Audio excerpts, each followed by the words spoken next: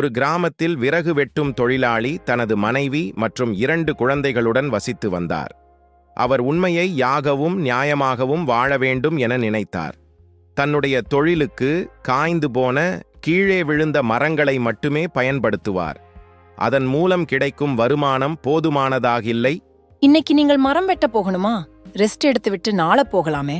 School fees கட்டுவதற்கு பணம் வேணுமே. கடினமாக வேலை செய்துதானே சம்பாதிக்க முடியும். அப்பா, எங்களை வெளியே எங்கேயாவது கூட்டிட்டு போங்களேன். சரி, நான் பார்க்கிறேன். Okay dad, bye bye. இந்த தொழிலிலே வாழ்க்கையை நடத்திவிடலாமா அல்லது வேறு ஏதாவது தொழிலுக்கு மாறிவிடலாமா என யோசித்தபடி காட்டை நோக்கி நடந்தார். அந்த வழியில் தன நண்பன் ஒருவரை சந்தித்தார். என்னப்பா, இவ்வளவு சீக்கிரமாக காட்டுக்கு கிளம்பிட்டே? இப்போது போனாதான் சீக்கிரம் வேலையை முடித்து கொஞ்சம் காசு பார்க்கலாம். சரி நண்பா, நான் வருகிறேன்.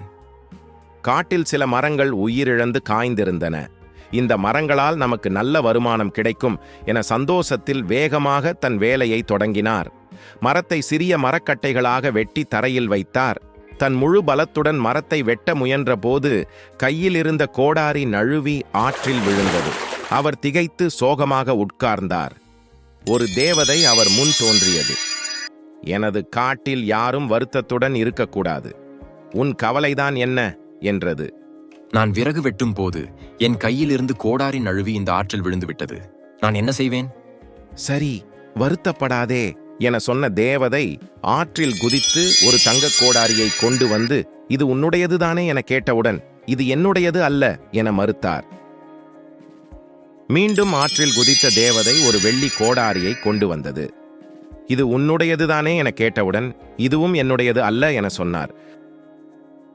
மீண்டும் தேவதை ஆற்றில் குதித்து இவரது கோடாரியை கொண்டு வந்தது. உடனே இதுதான் என்னுடையது என்றார். தேவதை அந்த கோடாரியை ஒவ்வொன்றையும் ஒரு மரப்பெட்டியில் போட்டிருந்தது. இவருடைய நேர்மையைக் கண்டு மகிழ்ந்த தேவதை 3 கோடாரிகளையும் இவரிடமே கொடுத்துவிட்டு மறைந்தது. கோடாரிகள் இருந்த பெட்டியுடன் அவர் வீட்டிற்கு சென்றார்.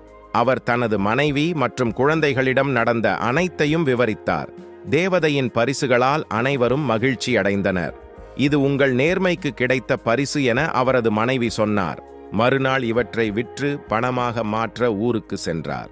வழியில் தன் நண்பனை சந்தித்தார். என்னடா, இன்றைக்கு ரொம்ப சந்தோஷமாக இருக்க? உடனே தன் நண்பனிடம் காட்டில் தனக்கு நேர்ந்ததைச் சொன்னார். இதை கேட்டதும் பொறாமையால் பதற்றமடைந்த நண்பர் தான் மகிழ்ச்சியாக இருப்பது போல் காட்டிக்கொண்டார். இதே அதிர்ஷ்டம் தமக்கும் கிடைக்கும் என எதிர்பார்த்து காட்டில் உள்ள அதே இடத்தை நோக்கி விரைந்தார்.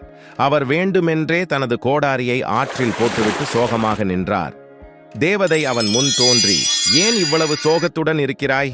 உன் கவலையின் காரணம்தான் என்ன என கேட்டது. அவன் தங்கக் கோடாரி உறுதியாக கிடைக்கும் என நம்பிக்கை அடைந்தான். ஆற்றில் தன் கோடாரி விழுந்ததை தேவதையிடம் கூறினான். தேவதை ஆற்றில் குதித்து ஒரு தங்கக் கோடாரியை கொண்டு வந்தவுடன், இது எனது கோடாரிதான் என உறுதியாக சொன்னான். கொடுங்கள் அதை என வற்புறுத்தினான். அவனது பேராசை அவனது குரலிலே தெரிந்தது. அவன் சொன்ன பொய்யை கேட்டவுடன் தேவதை வெறுப்படைந்தாள்.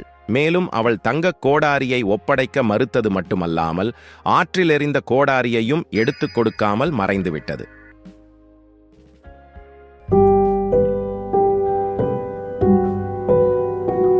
Hello, if you like it, please subscribe.